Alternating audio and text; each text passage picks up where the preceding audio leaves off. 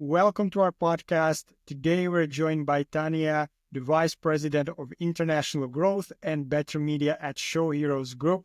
Welcome, Tanya. Happy to have you here. Thank you for having me, Marcel. It's my pleasure to be here. Pleasure. Tanya leads the company's global expansion while championing the Better Media framework, which emphasizes sustainable advertising, data ethics, environmental responsibility, and inclusion. And Show Heroes is a pioneering digital media group specializing in video content and advertising solutions, operating across multiple continents and empowering brands to reach billions of users worldwide. So we will be speaking today about different topics from the standing point of the company all the way to the B2B and the acquisition, right? How do you guys run things? So I would love to start you with just giving us a little bit more overview, maybe to your Better Media framework and what it is that you do at Show Heroes Group. Sure, that's a brilliant question. So Show Heroes is an advertising platform that covers all devices, whether it's online video, whether it's CTV, whether it's display. But in general, we are a brand that cares about the environment, that cares about its stakeholders, that cares about just the society in general. And that's when we came up with the framework of Better Media, which has various pillars, namely 5 that we focus on, which talks about data ethics, making sure that the user's data is not violated. At the end of the day, they are the ones that we want to look out for. We want to promote local journalism and local content, quality content. This is why Show Heroes, that's a video production company at the end of the day, produces content with local journalists, with local content in mind, and then shows ads on these placements, thus amplifying the revenue potential for the publisher, making it a win-win solution for the advertiser as well as the publisher. So we want to make sure that we're producing content in whichever local language and promoting the local websites instead of just the bigger ones. Then the third element is diversity, equity, and inclusion. We want to make sure that every of our employees, whenever it comes to whichever employee we are talking about, no matter where they are from, we want to make sure that they get the support that's needed to grow in their career. And we've implemented multiple policies within the company to ensure that all our employees are treated equally. And then there's a bunch of other pillars that we have, but mainly it like the other pillars that we have is making use of artificial intelligence to make sure that we're responsibly showing the ads of our advertisers in a brand safe, brand suitable environment. And lastly, in general, advertising pollutes a lot. When you go ahead and create a new ad, then imagine the actors or the technology that you hire behind it, the energy that's used behind it, the number of times that you charge your device to use your phone on which the ads are being shown, and so on and so forth. So basically, we make sure that we are offsetting any carbon emissions that's happening because of us being present in this field, like carbon emissions, so to say, and we track the carbon emissions across most of our campaigns, and then we offset it depending on the providers that we work with. I hear so many companies claiming that like they're going the green way and they're sustainable, but you're actually speaking of like everything that possibly can be done in a sustainable way and actually applying it, which is absolutely amazing. And of course, we could talk a lot about the sustainability aspects. But from my experience and from my kind of history working with B2C and paid media, I'm very interested in how you guys are adapting your strategies and your advertising positioning in response to the current trends. Because, of course, there's a rise of the LTV, there's a rise of costs of ads. So how are you dealing that, and what kind of environment are you creating for your publishers and advertisers? So the biggest strength that Show Heroes has is the fact that we produce our own content. We have our own video technology player that allows the publisher, let's say you are xyz.com, and you have all the resources needed to write multiple articles in whichever languages, but producing video content can be a costly affair. This is where we come in and make sure that we basically license the video for you. We will loan it out to you for a couple of months, couple of years, depending on what you need it for. And then we make sure that whatever ads are being shown is relevant to the content that you've written. So, for example, if you are a food website and you've written an article about how to make cake for your kid's birthday, then we will show videos on how to make a matcha cake, how to make an Oreo cake, gifting ideas for your kids, and so on. and then show the ads of an Oreo cookie on that as an example, or whichever other chocolate brand that might be there. That's making it very, very relevant for the publisher and helping them on a local level to earn more revenue. And of course, keeping the environment very, very safe for the advertisers. Now, talking about the different strategies, as you said, there are multiple devices that come in, and we're always analyzing which device makes the most amount of sense. At this point, we see that CTV is a bigger topic than online video or display for that matter. So we definitely change and shift our focus on devices, but our core strength of our semantic technology, making sure that everything is matching as per the user's needs and taste, remains the same at its core. So if you were to, let's say, compare, like, obviously the biggest advertising platform, such as Meta, right? What would be the kind of main difference in actually spending, let's say, the same amount of money, but getting like a different result? Yeah, it's a brilliant question. A lot of our clients tend to ask us the same question. I definitely think that all these platforms that are out there, of course, everyone has their own downsides, but most of these platforms are more or less very good, which is why most people tend to use them, right? Like a Meta has reached the level that they have, or Google has reached the level that they have. So I would say one of our key differentiators is our content. As I said, it's highly curated, it's completely customized, it's owned by us, it's not owned by a third party, making it highly scalable and usable across whichever platforms that the publisher might want to use it on, making it completely brand safe. Compared to that, on any social media platform that's out there, a lot of the content is user generated. So you, as an advertiser, let's say a car brand, could have your ad showing up against a car crash video because the technology just just showed you that content to show up against, versus us, where we know that we will not make a car crash video in the first place, and hence there's no question of your ads being shown up against these type of videos. So making it highly brand safe, making it contextually relevant, and that's one of the key factors. The second key factor is that our results overall compete with the platforms that you just named. We have like more than 70% VTR, more than 70% viewability, more than like 0.5% CTR in most markets, or even 1%, depending on the brand formats that you use. Offer a lot of creative developments. So if you have a standard ad, we will add some click to play buttons. We'll add some QR codes. We'll make the ad shoppable, and all of this at no added cost to you as a client. And this allows us to make sure that we're catering to the final audience, the brand that wants to show ads in competition with any other brand that's out there, while maintaining the brand suitability and the scale that any other platform can provide. Got it. So you essentially have so many tools that you make it like a no-brainer versus maybe other platforms where the publisher or advertiser needs to put these assets together. That's correct. Let's say as a random example, let's say if you're spending $1 with another platform and you're getting a standardized product versus like maybe $1.10 or in 90 cents, whatever it might be, with another platform like ShowHeroes, and you are getting all of the services that you're used to, plus some more, plus the guarantee. Why wouldn't you want to split up your budgets and run across both platforms, I would say? Yeah. And ultimately, you want to be in as many platforms as possible, just so you have that omnipresence and people kind of see you everywhere and feel like, okay, you must be a big brand with such a big budget, right? Yes.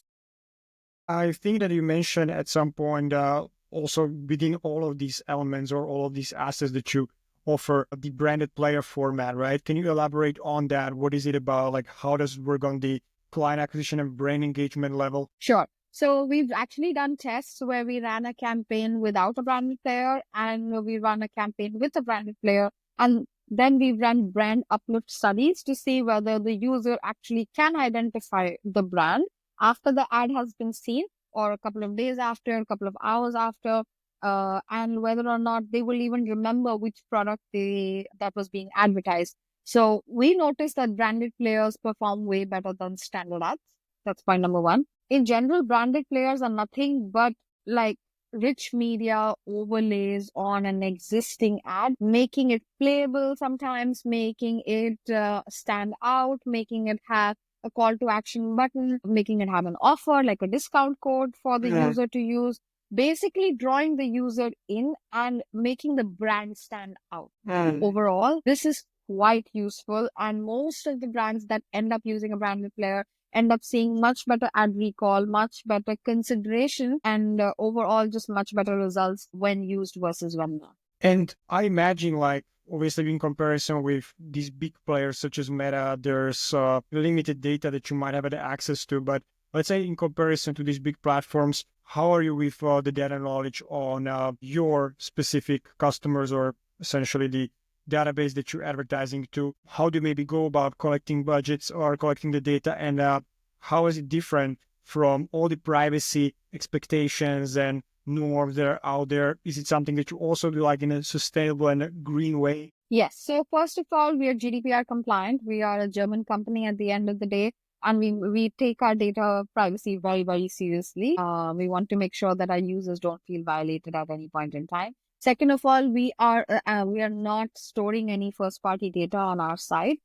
Depending on the client, if the client wants to use a third party data provider, we would be open to it, but we would not be storing any user data on our send. This is something that we do for our users, and this is how we're committed to making sure that the users don't be violated in today's time. That's point number one. Point number two in general is, now how do we target the relevant audience? Now, we mainly do this with the content. We mainly do this with our semantic technology that keeps into account various entities, IAB categories, amongst other things, to ensure that the right user is being targeted at the right time. So, for example, Marcel, if you end up on a sports website and the content that that you're reading is sports. Now, if I show you a cooking video on that, you'd be like, Yeah. that doesn't make sense. But on the contrary, if I show you, hey, Formula One races you should know about in 2025 and where you can watch it, and then you would watch the video. And while you're watching the video, you would then be served with a delayed pre-roll, which is after 4 seconds, as we call it, 4 to 6 seconds, depending on the setup. And then if you are served with let's say an ad from FIFA or somewhere else, like the new game that's getting launched, then overall, I as a company have drawn you in with the content that I've shown you first. And only when you're watching the content, only when you're actually engaged in what I have to say, then I show you an ad. So I'm not relied on your personal data, whether you are into sports, whether you are male, female, certain age group or not. And we are mainly, drawing you in because you're interested versus what you were interested in like a couple of days ago. Okay, very interesting. So you have like a very good competitive advantage with, even with the limited access to data, you are still able to read the situation very well based on where the ad is positioned. Yes, it's cookie-less targeting. We didn't even know, funnily enough, we didn't even know that we were doing cookie-less targeting before the industry burst with this topic and Google talked about removing cookies. So we've been cookie-less since the beginning. Amazing, amazing. That's an excellent product that you have right there. And I'm interested in switching a bit more into the acquisition side of things. Of course, you're an advertising platform.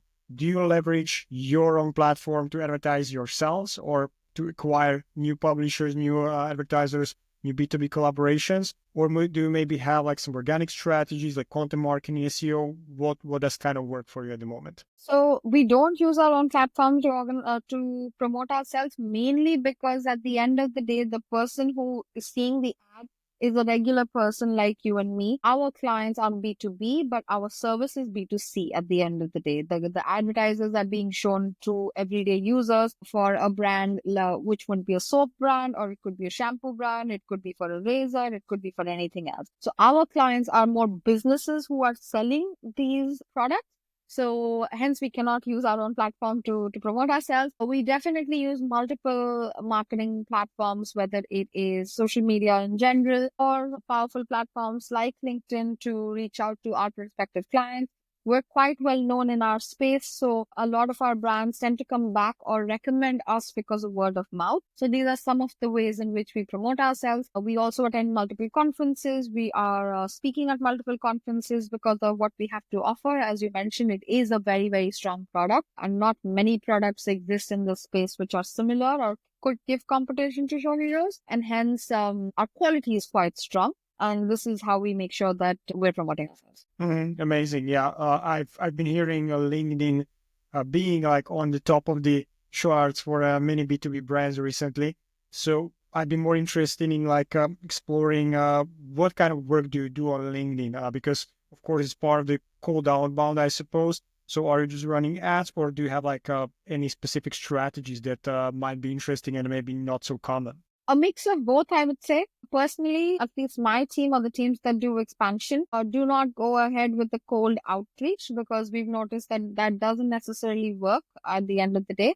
Our idea is more relationship focused. So to try to get more relationships going with the brands that we work with. And if relevant to the brand, then we go ahead and pitch our solution. So I would say we do LinkedIn marketing, we do reach outs, and we do relationship building via LinkedIn. This is one of the platforms that we use. We also use some other platforms which I'm not at the liberty of sharing, because these are more custom curated platforms that we work with. But we do work with some other platforms that allow us to have one-on-one get-togethers with the clients that might be a focus for us. Amazing. So pretty much it always goes into the quality of the relationship that you're building, but also quantity of the channels that you can actually make the connections and start building the relationships. That's correct. Yes. Awesome. And of course, with all of this effort, there's so much kind of distorted focus, you can say, even within the team and everything. What are the maybe key challenges that you're seeing in the 2025 overall evolving customer expectations? What is it that you usually get as the biggest bottlenecks or kind of roadblocks with your approach? That's a brilliant question, Marcel, because one of the key challenges that I'm facing is that I feel like a lot of the people who are in this business are relatively new, versus a lot of the people who've been in the space for more than 10 years. The ones that have been in the space for more than 10 years know how advertising has evolved from, I don't know, the early 2000s to now. And the people who are joining the advertising space right now don't have that knowledge. And that can sometimes be problematic when people's expectations go really high compared to what's feasible, not just by Show Heroes, but by any other platform that exists in the space right now. Just education is one of the things that we face. We face challenges with, where there are relatively sometimes junior people involved in the process who might or might not know the full end of the spectrum. That's point number one. Point number two is that because these people are relatively can be inexperienced, sometimes the client expectations can be really, really high. If you're dealing with, as I said, it's not always the case. But if you're dealing with relatively inexperienced people, then you have to educate them, and you have to tell them that an expectation of, let's say, a click-through rate of 5% on online video would be really high, and to level that up to a 1% or whatever the achievement is in the field. So making sure that the expectations are aligned is one of the biggest challenges that we're facing at this point. And how do you kind of overcome that? Do you maybe create some content to educate, or maybe making the funnel more robust in some places? Yeah, we basically do this in three different ways. The first one will be definitely making content and putting it out there. So there are on our blog, there are basically videos that teach you the fundamentals of advertising, what to expect, what's out there from a non-biased third person's perspective, just trying to educate the users or the brands. The second situation would be actually doing one-on-one sessions with the brands as and when required. So we are, sometimes sitting down with them and having those conversations. And third would be more education related bigger sessions where anyone and everyone can join. These could be webinars, these could be lectures at conferences, whatever it might be, to educate the wider audience group. And more often than not, we always encourage that, if you have questions, feel free to come back to us, and we would be happy to set up one-on-one calls with you, or even education sessions for your teams who might be relatively new, so that you can get the best out of your budget. Got it. Okay. Have you ever tried some strategies with because you speak about one-on-one a lot, and of course there's in B2B, there's always that element of just making that connection and going that step forward and actually spending time. Have you tried in terms of automations and AI technology to maybe optimize some of the parts of the funnel, or is that something that is not really doable to such an extent that it would kind of make your job easier at this point? No, definitely AI is at the core of Show Heroes. We are not one of those companies who is staying behind in this game. Having said that, we do believe that AI will definitely revolutionize the space, but it does require the right prompts. It does require the right person who's managing the machine. So we definitely automate a lot of the things at Show Heroes. Just last year, we acquired a relatively smaller content production company that is AI driven, that helps us ensure that the content that we're churning out is being done alongside AI or along with the human element attached to it. Having said that, we also noticed that AI is learning at this stage. It's in simple way, if I were to put it like that, AI at the moment is a child, and it will definitely grow further and become better. But at this point in time, it definitely needs some hand holding. And this is where we make sure that even the content that we're producing is always being double checked by a human to make sure that there's nothing off or there's nothing factually incorrect that is being published just because of the data that exists on the internet. So we are automating a lot of the stuff with AI, but always double checking whether the information is accurate or not. Absolutely. We have the same experience with like AI making lots of the work much, much easier, but there's still, mainly when you're basically building the video from scratch, there's still limiting capabilities when it comes to all of the content within one scene to be kind of made without any small mistakes or errors. And it kind of still needs to go a long way. However, I believe that maybe this or the next year we can get quite robust videos that you may not be even able to tell apart from like a regular production. So pretty much you're using these videos to now build trust within your pipeline and kind of leverage what you're doing for the B2C side of a client to actually drive B2B partnerships your way. Amazing. That makes sense. Awesome. So we kind of nudged on these trends. What is ShowHeroes preparing in terms of like new emerging trends or new emerging technologies that you guys want to kind of leverage and maybe get ahead with that are very recent or maybe you plan on releasing 2025, 2026? Yeah, that's a brilliant question, Marcel. In general, ShowHeroes is always innovating. I think that is one of the best things about the company, that we want to make sure that we're always ahead of the game. One of the recent things that we've launched this week itself would be custom audio ads on CTV, which is very, very unique and very, very interesting, where you as a user could be sitting at home watching, let's say, a car ad, and the car brand would normally say, as an example, saying, hey, get the test drive this car at the nearest dealership of your choice. Or it could say something like, this new car has been launched, go ahead and try it. That could be the audio of the otherwise ad, as an example. But the custom audio ads will go ahead and add a sentence saying, go ahead and try this car at the nearest dealership in Berlin at so-and-so address and at X and X address. So it will go ahead and add that element based on your location, so that you know that you can go ahead and check out the dealership, check out the car at this and this dealership, should you be interested. So it's fairly new. It's very, very interesting. We've launched it this week, so we'll see how it goes. But custom audio ads for CTV is one of the newer things that ShowHeroes has launched, which we believe would be very, very useful and strong for the advertiser.